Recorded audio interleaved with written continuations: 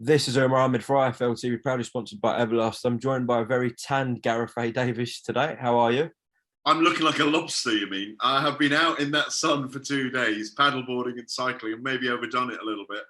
I'd like to hasten to add, I haven't overdone the cigarettes and the tequila in the last couple of days either. It's amazing, on IFL TV, you have a tequila and a cigarette during an interview in the evening, like any normal person would outside a pub. And yet, because you're doing it at home, there's something wrong with you? Hello? What are you on today? Costa Coffee? You're not allowed to advertise. I've covered it up. I covered the label up for you. Gareth, what did you make of the weekend where we saw Hamza Sheeraz headline for the first time and come away with a brilliant stoppage win, but did get put down once in the process? What did you make of his performance? Yeah, he's got world-class power, but we don't know if he's got world-class skills yet. He's definitely an exciting prospect. You know, he's got the reach and range of a Tommy Hearns. He's not a Tommy Hearns yet, but he's definitely one of the most exciting prospects in British boxing because of that incredible power he's got. You know, he's got that tucked up guard. He's very simple as a boxer, and maybe I mean that in a positive way. But he did a job. I like the fact he trains in America. He's committed to the cause. Frank Warren's right behind him. Yeah, I think he did a good job. You can't fault it.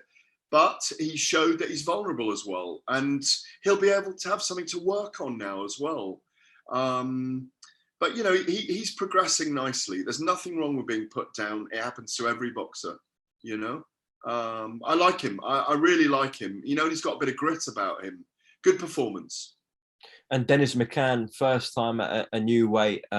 James Beach Jr. No one has an easy night against him, but Dennis proved otherwise on Saturday night. Dennis has got massive speed. He's got traveller in his genes, doesn't he? I mean, he's always up for a fair fight, so to speak. He's a terrific character. He's getting the platform. Again, very impressive. He's a very impressive, very young man. He's got his whole family behind him. You know, you've met them all. We nearly ended up on a few nights out with them. He's a great character, and, you know, it's going to be great to watch his progress, you know. And he crabs well, if I can put it that way, like Pacquiao did, like Usyk does in many ways. He's got beautiful lateral movement. And he's always looking for angles, and he's really confident, living the life, terrific character, handsome, bags of personality. Again, doing nothing wrong and just doing all the right things. Yeah, that was the weekend's action from the BT Sport card. Gareth, last time we spoke, obviously, main point of discussion was Chris Eubank Jr. and Conor Benn. You had said the fight was signed. Conor came back to you underneath our video and said that isn't the truth, though, is it? And we're hearing it's very close to happening, Benn and Eubank Jr. So what was your initial reaction when you saw that post from Conor to you? Well, I took a lot of flack for kind of coming out with it, and I got it from a very strong source, someone who I trust and value in the sport, and I stick by it. They are trying to make the fight. There's no question about it. Obviously, you know, I imagine they're looking at rehydration clauses and the catch weight and all those things, and people are saying, oh, Eubank shouldn't lose too much weight at his age, in his early 30s, and Benn's giving away too much, like Khan did against Canelo and Brook did against Golovkin. But, you know, this is as big a fight as those were. You know, it's very exciting. I really hope the fight gets made. There is a tentative kind of move to let us know that there may be a press conference this Thursday or Friday. It might be that with Matchroom. It could fall apart at the 11th hour. You never know. But I do think that they are really seriously looking to make this fight. And it's one that will capture the imagination, as I said last week to you, Umar, of the British public. And I think most people will tune in and enjoy it. It's a very tough fight for Conor Benn. It's a jeopardy fight for Chris Eubank. It's family ties. It's blood. Dads will be involved. It's 30 years on. I remember when the two dads fought 30 years ago because I was around then. And, you know, I hope it happens. I hope it hasn't hit a stumbling block at the final hour. But I think we may well get it this week, if not next. Okay.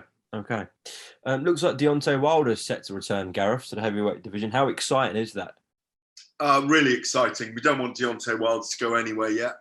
There's 3 massive fights out there for him. Anthony Joshua, well, 4. Anthony Joshua, Alexander Usyk, Dillian White, and Derek Chisora.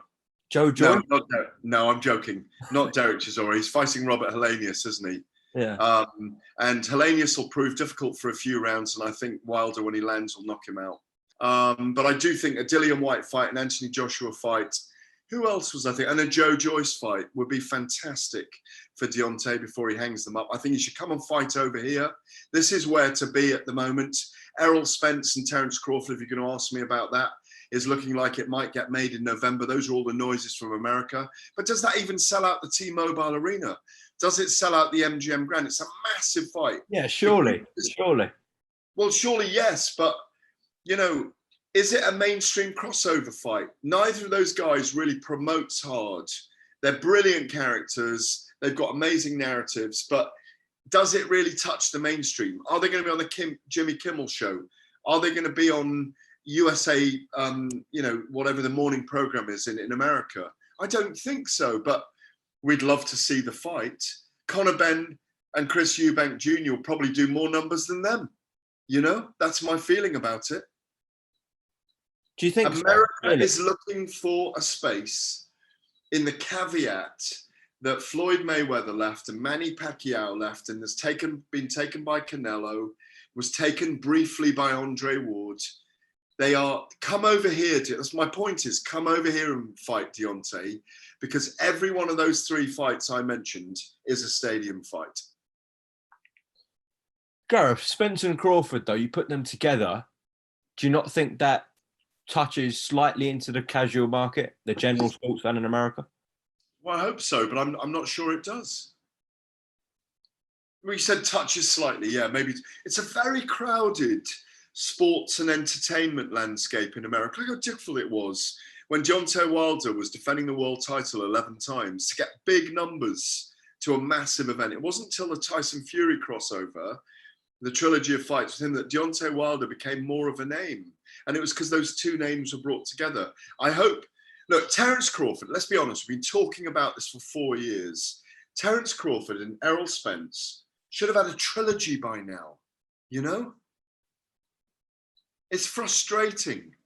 It's really just as frustrating as Ryan Garcia, to talk about the weekend and preempt your questions. You know, he calls out Tank Davis. I did an interview with him myself on Zoom. I love Ryan. He's amazing. He's an amazing young character. 9.8 million Instagram followers. And he fights in the end at 140 pounds, not 135. And he calls out Tank at 140. Come on. You know, don't tease us and then disappoint us, you know? And it's just fight him at 135 pounds. It's a major fight, you know? And that fight does a big stadium or a big venue, Vegas, Madison Square Garden. He's got the crossover. He could be the guy. He could be the guy that ignites people to come and watch him against all these names who we know are brilliant. Devin Haney, the Kambosos, if it's at 140. Tank Davis, Vasyl Lomachenko, you know, make the fights, make them at the right weight, get them done. Boom. Just finally, we still haven't an announcement yet for the UK broadcast for Usyk Joshua 2. Heavily reported that it's going to be on Sky Sports box office. I've already reported it. It's Sky Sports box office. We haven't had an official announcement yet. It's a soft look. It's a soft launch because they know they've lost Joshua. And they're not crowing about it, given, you know, the relationship DAZN have, having signed Joshua. But again, the sources I have, and it's kind of been verified afterwards without it being announced officially, that it's Sky Sports box office, still run by Matchroom. And we're just getting our credential documents to fill out now to go to that. I've even got the running order in Fight Week. Have you got that yet? No, I haven't. I haven't seen it. No. It's the usual thing. Media night on a Monday, workouts on a Tuesday, press conference on a Wednesday. I'll find it here.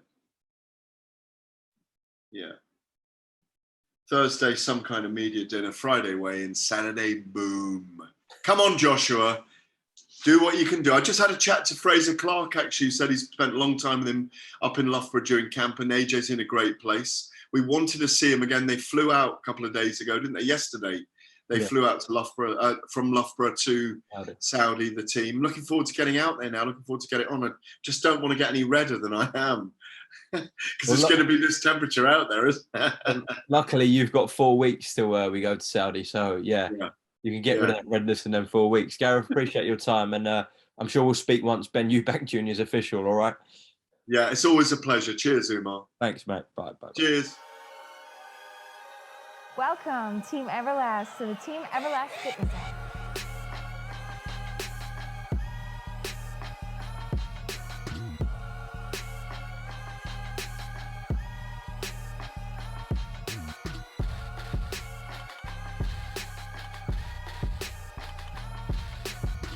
Download the Everlast Fitness app and find your greatness within.